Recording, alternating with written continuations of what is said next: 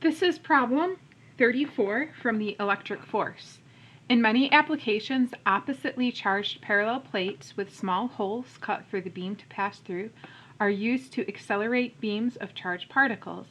In this example, a proton is injected at 2 × 10⁶ meters per second into the space between the plates.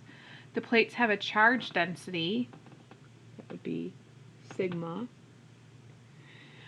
of 1 microcoulomb per meter squared, and we know it's a surface charge density because the units are charge per meter squared. So this is 1 microcoulomb per meter squared, with the left plate positive, so the right plate is negative. They are 5 centimeters apart. And we want to know the velocity of the proton as it exits the device. Well, we can either use Newton's second law or we can use the work energy function. And we have the initial velocity, that is 2 × 10⁶ meters per second. We have the distance, let's call that d, which is 5 centimeters, and let's change that to 0.05 meters. Okay, so I think it makes more sense in this problem to do the work energy formula, which we actually saw in a previous problem in this section, but you could solve this using Newton's second law and say the sum of the forces is equal to the mass times the acceleration. And you have the initial velocity, you have the distance. You could find the acceleration by finding the force, and this is a proton, so you have the mass of the proton, and you could use that to find the acceleration. Then you'd have initial velocity, distance, and acceleration, and you could find the final velocity that way. Instead, we're going to use work energy.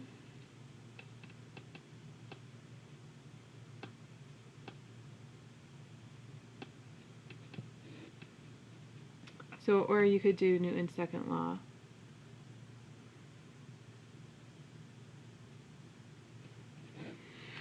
Okay, so using work energy, we're going to write our new definition for work, which is the net force dotted with dr, and that's equal to the change in kinetic energy. And the change in, well, kinetic energy is 1/2 mv squared, so the change in kinetic energy is 1/2 times the mass times v final squared minus v initial squared.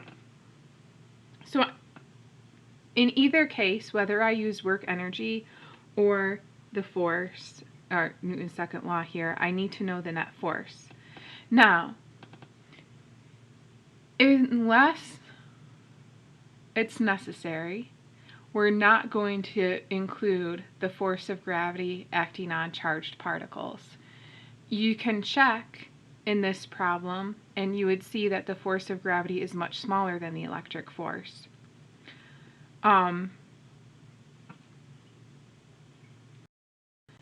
In this problem, I could assume down is this way, but I don't actually know that. It could be that down is into the page. So if they don't give you enough information for you to know what direction down is, then it's a good indication that you don't have to include the force of gravity. There is one problem in this section where we will have to include the force of gravity, and I think that's the next problem we're going to look at.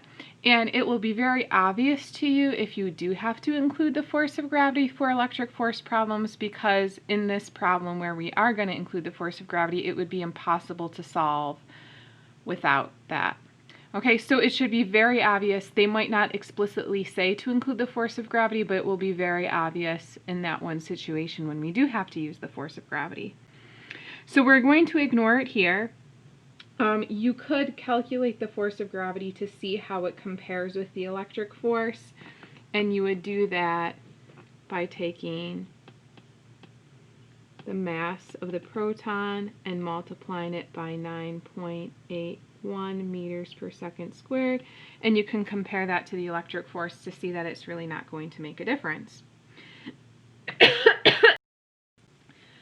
The equation for the electric force is actually similar to the equation for the gravitational force. Here we had mass times, remember this is the gravitational field, and for electric force we have charge times the electric field. Well, now I have to figure out what the electric field is, or maybe I can just remember when we did Gauss's law for the parallel plates, the electric field from parallel plates is equal to sigma over epsilon naught, where sigma is the charge density on one of the parallel plates. They give sigma to us here, and epsilon naught is just a constant. So this is a proton. A proton has a charge of 1.602 times 10 to the negative 19th coulombs, and sigma is 1 microcoulomb. A microcoulomb is times 10 to the negative 6th coulombs. This is per meter. And this is divided by epsilon naught. You can remember that K is equal to 1 over 4 pi epsilon naught. And then if you remember that relationship, and that K is equal to 9 times 10 to the 9th, you don't have to remember epsilon naught, and you don't have to look it up. But we're just going to say here epsilon naught is 8.854 times 10 to the negative 12th, and the units are coulombs over newtons times meters squared, and I think that's in the back of the book if you wanted to look it up there. Okay, so then I get for my force 1.81 times 10 to the negative 19th newtons. So this gives me the electric force is 1.81 times 10 to the negative 14th newtons. This is just the magnitude of the electric field, but we know the electric field points from positive charges to negative charges, so I can use that to determine the direction of the electric field. So this is the magnitude, and the direction is pointing from positive charges to negative charges. So now I have the force, so I can use the work-energy relationship in order to find the final velocity of the proton. So I have F dotted with dr. Now you can breathe a sigh of relief here, because remember the electric field between parallel plates is not dependent on the distance that you are from one of the plates. So this is a uniform electric field, which means because the electric field is constant between the plates, the force is constant, which means that can come outside of the integral. So this, in our situation here, is going to become, the F can come outside, but before we do that, if you look at the dot product, if the electric field is going this way, it's a positive charge, so the force, let's redraw the proton here, the force is going in the same direction as the electric field, and the particle is moving in this direction also, so the vector dr would also be pointing in this direction. So from the dot product, we just get the magnitude of the force times the magnitude of the displacement. And remember from Physics 161, you had times the cosine of the angle between the two, but in this case the angle between the two is 0, so that gives you 1. And you can pull the force outside of the integral, so this just becomes the force times delta r, or I called it here d. So coming down here, the force is 1.81 times 10 to the negative 14th newtons. The distance is 0.05 meters, and that's equal to 1/2 m. This is a proton, and the mass of the proton is 1.67 times 10 to the negative 27th kilograms. You can find that in the back of the textbook. So mass times V final squared minus V initial squared. V final squared minus, V initial squared is 2 times 10 to the 6th meters per second squared. I almost have room for that there. So that's 2 times 10 to the 6th meters per second squared. And then you're going to solve for V final. You can divide both sides by 1/2 times 1.67 times 10 to the negative 27th kilograms. Let's do that. So we have V final squared is equal to 1.81 times 10 to the negative 14th newtons times 0.05 meters. I have to divide both sides by 1/2 times 1.67 times 10 to the negative 27th kilograms. And then after doing that, I can add 2 times 10 to the 6th meters per second squared to both sides, and then I take the square root, and that gives me V final.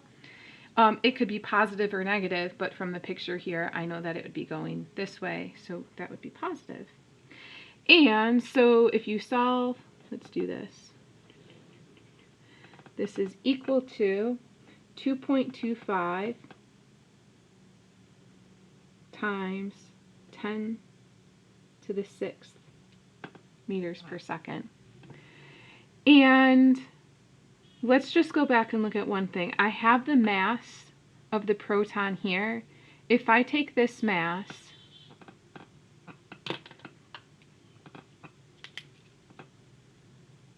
that would be what goes in here. And you're multiplying it by 9.8. 9.8, let's just round it to 10. So the force of gravity, if we call this 10, would be let's say 16.7 times 10 to the negative 27. So if you compare that to the electric force, this would be 16 times 10 to the negative 27th compared to 1.81 times 10 to the negative 14th, and you can see from that that the force of gravity is way too small to make a difference in our solution here. So this is our answer for part A. And let's move on to part B. If a second identical device was placed directly after the first, what would be the speed of the protons as they exit the second device? Why do the protons not increase their speed by the same amount? Okay, so it would have been a lot easier if I kept everything symbolic here. I have the force times delta R on the left-hand side of the equation. So force times delta R, but the force was equal to Q times E, so that's Q times E times delta R. E was equal to sigma over epsilon naught, so that's Q times sigma over epsilon naught times delta R. And that's equal to 1/2 the mass times V final squared minus V initial squared. Because the device is identical to the first device, the electric field is going to be the same. The distance is going to be the same. So everything that we have on the left-hand side of the equation should be the same. So that's 1.81 times 10 to the negative 14th newtons. So that's my force times delta R, which is 0.05 meters. And that's equal to 1/2 times the mass times V final squared minus V initial squared. Let's divide by the 1/2 and the mass now. 10 to the negative 27th kilograms. And while we're at it, why don't we just bring the V initial over to the other side? So this is plus V initial squared, and that gives me V final squared. Because the device is identical and the particle is still a proton, the only thing that changes is the V initial. So when it enters the second device, the velocity with which it enters the second device is the final velocity that we had from part A. So now V final is equal to the square root of all of this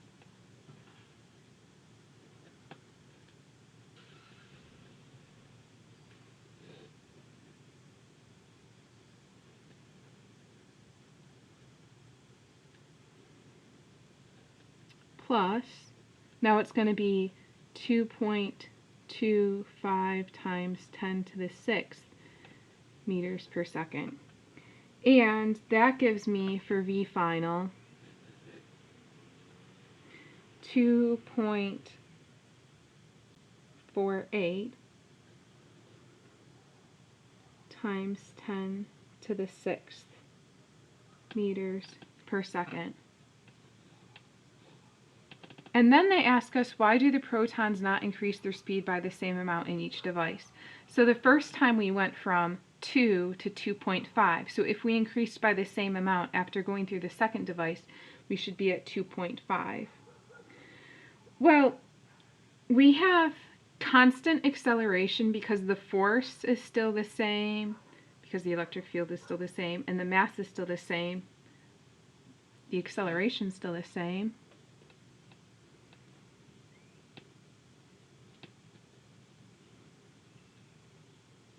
So the acceleration is the same, but acceleration is change in velocity over change in time. Well, if you're going faster, you go through the second device quicker, so the acceleration is the same, but delta t is not the same. It's smaller when you go through the second device, which means the change in velocity is smaller when you go through the second device, because you're not accelerating for the same amount of time. What is the same, if we go back to our equation here, if you bring the 1/2 and the mass over to the other side, you have V final squared minus V initial squared, which is equal to this divided by 1/2 of the mass, which is the same because everything aside from the velocities, that was the same as what we had in part A. So the difference of the squared velocities is the same, but delta V is not the same. So delta V changes in part B, but V final squared minus V initial squared is the same. Okay, now we're going to go back to a single device. If the polarity of the plates is switched, that means now this one becomes negative and this one becomes positive. So now we have a negative plate here and a positive plate here, which means now the electric field is pointing the other way from the positive plate towards the negative plate. What is going to be the exit speed of the protons? Well, what happens to the force on the proton if the electric field is pointing this way? Now the force is pointing this way, but the initial velocity is still pointing this way. So now you have a force which is pointing in the opposite direction of the initial velocity. So that means your acceleration, from Newton's second law, is pointing in the opposite direction of your initial velocity, which means the particle is going to slow down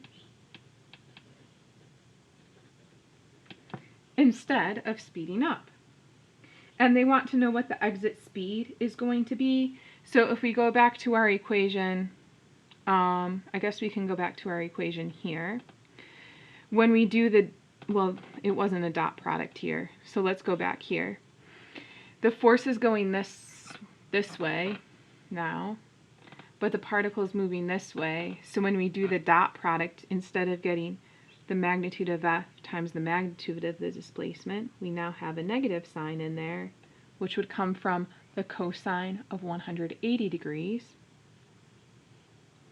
If you go back to the way that we saw that formula in Physics 161. So it's at negative F delta R times all the stuff that we had over here before. That stuff. That's 1/2 times the mass of V final squared minus V initial squared. So let's write that as this.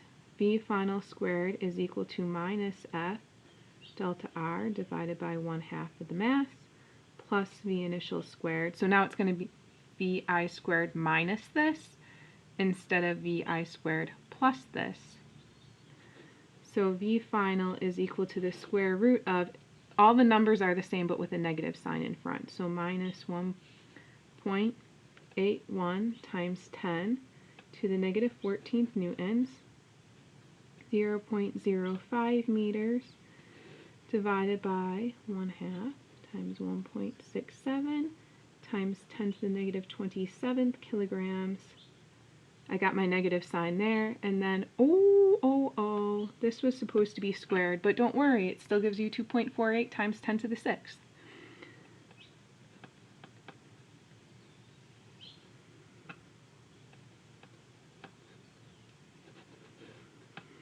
Okay, so now we should get something smaller, and we do in fact get something smaller. This is 1.71 times 10 to the 6th meters per second.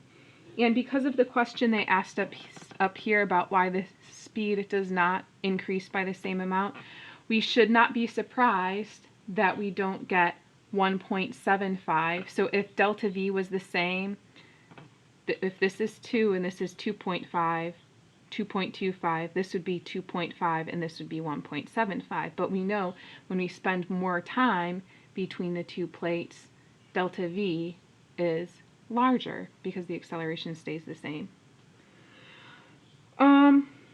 Okay, so that is problem 34.